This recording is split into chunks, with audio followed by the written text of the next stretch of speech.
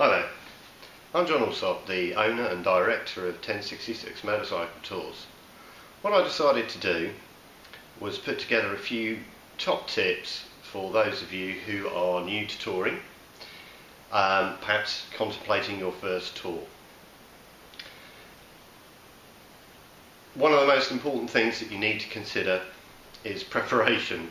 That might sound stupid, but whilst many of us will know that travelling by motorcycle is the best way to experience a new country, a new culture, because you're totally immersed in everything around you, it does require more preparation than the similar journey in a car.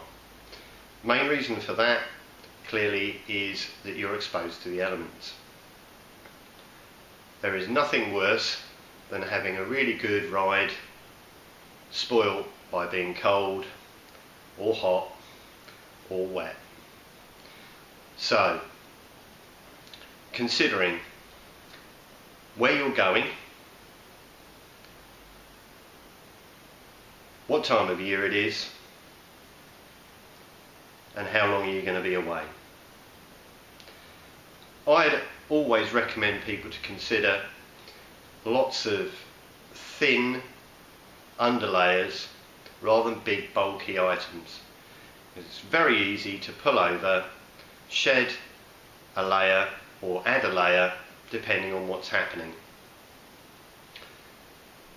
Also, waterproofs, quite useful because it doesn't matter where you go, you never know what's going to happen with the weather. When you are selecting the items that you think you need to take with you, another top tip from me is to basically put all the stuff together that you think you're going to take. Always load the heaviest stuff at the bottom, keeping the centre of gravity low.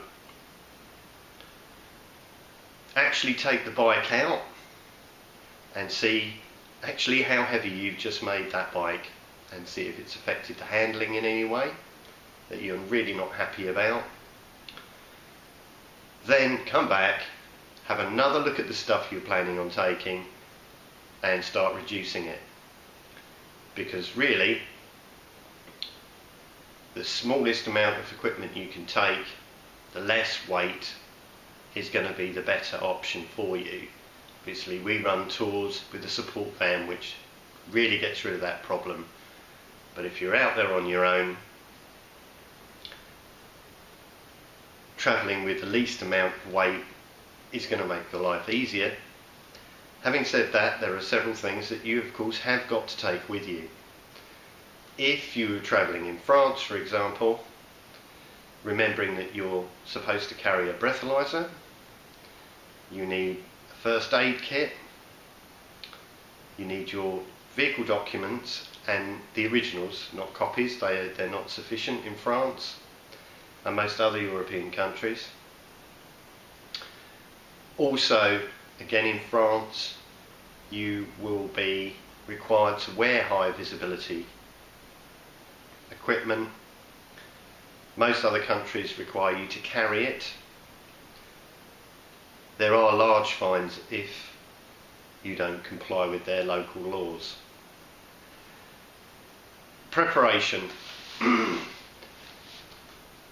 Again, so you've selected the stuff that you want to take.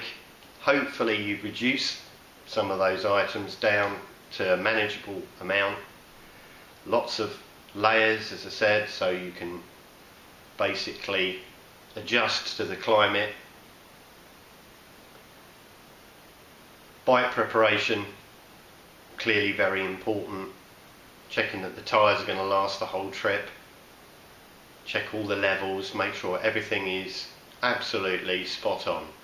Because, for example, a lot of main European countries, clearly they have motorcycle shops, but the prices are typically higher than they are here. Preparation again. A lot of people are very well aware of GPS systems these days. However, top tip here, do not rely on a GPS system for your touring abroad. In some countries, the headsets connected into your helmet, whether they be by earpiece or Bluetooth, are illegal. Absolutely illegal. For example, Spain. GPS systems will never replace proper planning, because they will not take you on the best motorcycle routes, and also really you're not going to get the best out of the trip. You need to really spend time looking at the map, bring it with you, and only use a GPS as a backup if you can use one at all. Planning your daily mileage is really important, particularly if you're a beginner.